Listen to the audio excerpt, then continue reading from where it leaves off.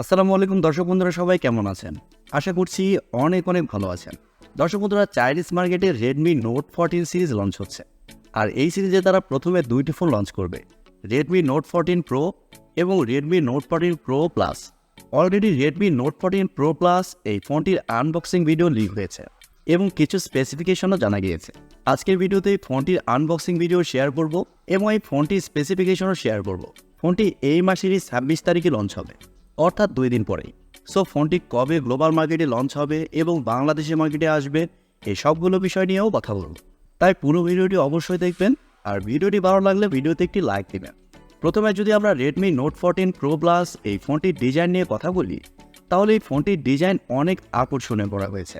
আপনারা স্ক্রিনে দেখতেই পাচ্ছেন ফোনটির ব্যাক সাইডে থাকছে গ্লাস এবং ফ্রেমে থাকছে অ্যালুমিনিয়াম। পাশাপাশি ব্যাক সাইডে থাকছে 3টি ক্যামেরা এবং একেবারে নিচের দিকে থাকছে রেডমির ব্র্যান্ডিং। এছাড়াও এই ফোনটিতে সব ধরনের পোর্টস অ্যান্ড বাটন পেয়ে যাচ্ছেন। তবে 3.5mm হেডফোন জ্যাক এই ফোনটিতে থাকছে না। এই ফোনে থাকছে IP69K dust and water resistant, অর্থাৎ এই ফোনটিকে বলতে পারেন ওয়াটারপ্রুফ। আর ফোনটির থিকনেস করা হয়েছে 9.36mm এবং ওজন থাকছে 212 গ্রাম। সো সব কিছু মিলে এই ফোনটির ডিজাইন ল্যাঙ্গুয়েজ আপনাদের কাছে কেমন লেগেছে কমেন্ট করে আপনাদের মূল্যবান মতামত অবশ্যই জানাবেন। ফোনটির ডিসপ্লে নিয়ে কথা বলতে গেলে এই ফোনে থাকছে 6.67 ইঞ্চির একটি অ্যামোলেড কার্ভ ডিসপ্লে, যার রেজুলেশন হিসেবে থাকছে 1.5K। আর ডিসপ্লেতে আরও থাকছে কর্নিং গরিলা গ্লাস ভেক্টাস 2 এর প্রোটেকশন। আর মেবি ডিসপ্লেতে 144 হার্টজের রিফ্রেশ রেটও দেখতে পাবেন। Overall Redmi note 14 pro plus এই ফোনটির ডিসপ্লে সেকশনও ভালো করা হয়েছে। ফোনটির সফটওয়্যার এবং পারফরমেন্স নিয়ে কথা বলতে গেলে এই ফোনে থাকছে অ্যান্ড্রয়েড 14, যার ব্যাক এন্ডে থাকছে হাইপারওএস। আর হাইপারওএসের অপটিমাইজেশন কিন্তু খুবই ভালো। আর সম্ভবত এই ফোনটিতে মিডিয়াটেক ডায়মেনসিটি 7350 এই চিপসেটটি ব্যবহার করা হতে পারে, যার আন্তত স্কোর 7,70,000-এর আশেপাশে। সো বুঝতেই পারছেন এই ফোনটির পারফরমেন্সও যথেষ্ট ভালো হবে।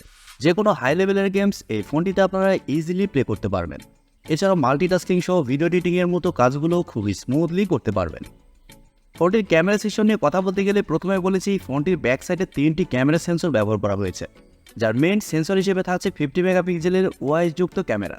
আর সেলফি ক্যামেরা হিসেবে ফোনটিতে 50 মেগাপিক্সেলের সেলফি ক্যামেরা থাকতে পারে। তবে মজার ব্যাপার হচ্ছে ফোনটিতে ব্যবহার করা হয়েছে 6200 mAh একটি ব্যাটারি, বিগ ব্যাটারি সাইজ, এবং আরও থাকছে 90 ওয়াটের চার্জার। সো এত বিগ সাইজের ব্যাটারি থাকার কারণে ফোনটিতে ব্যাটারি ব্যাকআপ খুবই ভালো পাবেন। নর্মালি যে ফোনটি আপনারা 2 দিনের মতো ব্যাটারি ব্যাকআপ পাবেন। আর আপনি যদি হেভি ইউজার নন, তারপরে এই ফোনটা আপনাকে 1 দিনের উপরে ব্যাটারি ব্যাকআপ দিবে। সো ব্যাটারি ব্যাকআপের জন্য এই ফোনটি খুবই ভালো হবে। এবারে কথা হচ্ছে ফোনটি গ্লোবাল মার্কেট সহ অন্যান্য দেশে কবে আসছে।